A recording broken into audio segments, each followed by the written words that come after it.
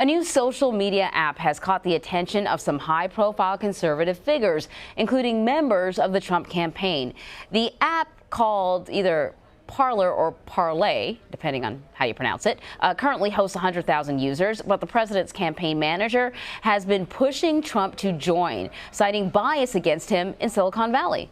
Parler or Parler is one of several alternative social media platforms that cater to the far right. So joining me now is CNET senior producer Dan Patterson. My first question is, how do you pronounce that? And my second question is, what is it? We have reached out to Parler or Parler for clarification. Right. This is one of many alternative social networks, but we might want to put that in big air quotes because Tumblr or Pinterest could be considered alternative social networks, at least to the mainstream networks like Facebook and Twitter. In this case, Parler or Parler is in the cluster of alternative social networks with other sites like Gab, Minds, MeWe that are favored by conservatives or members of the alt-right who have grown disenchanted with Facebook and Twitter. So the CEO says that they will not ban any users. Do they run the risk of running afoul of the FCC or, other regulatory bodies? Well, they have said they won't ban any users, but so have many of the other alternative social networks. Most famously, Gab. Of course, after Gab encountered a number of troubles, they came back with lawyers who said, well, under certain circumstances, we will maybe suspend accounts. So I would imagine that this is very nice rhetoric, but in reality, all of us at the end of the day do what our lawyers tell us to do. But I presume that the whole sort of reason behind this is the protection of free expression, the celebration of that, and so that's how they're sort of carving out themselves as different from some of these other platforms. Well, this has been, free speech has been conflated with this outrage over what conservatives call shadow banning. They claim that social networks like Facebook and Twitter kind of mute some of the posts or dampen the effect of some of the posts of members of the conservative members. And they also have been upset over the banning of more extreme voices.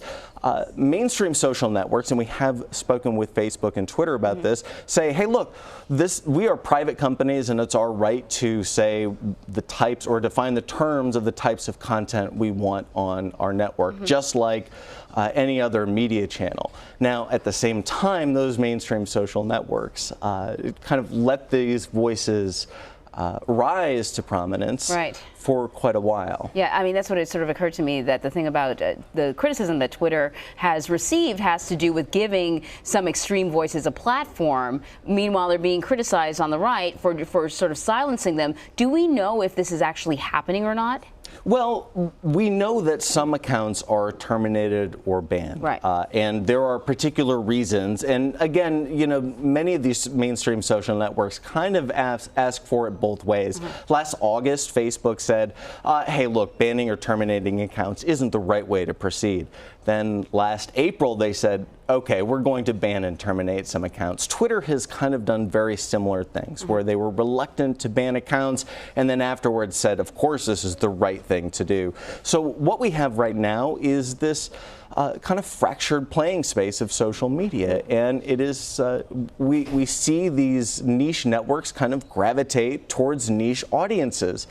Whether this is the future of social media, I don't know, but it's a really interesting permutation of where networks are right now. So some of the important voices within the Trump campaign, they're over at Parler or whatever, a Parler.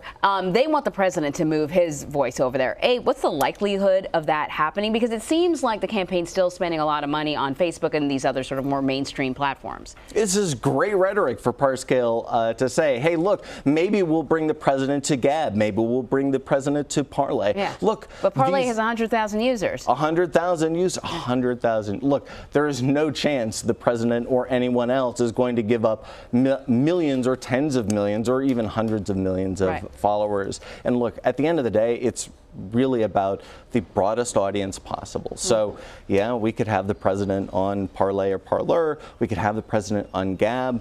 where the influence is going to occur is still on Facebook and Twitter. Right, right. Well, you know what? If it was partially about marketing, it did the job, because now I know about them. I never heard about them before. Dan, thank you very much. Good to see you.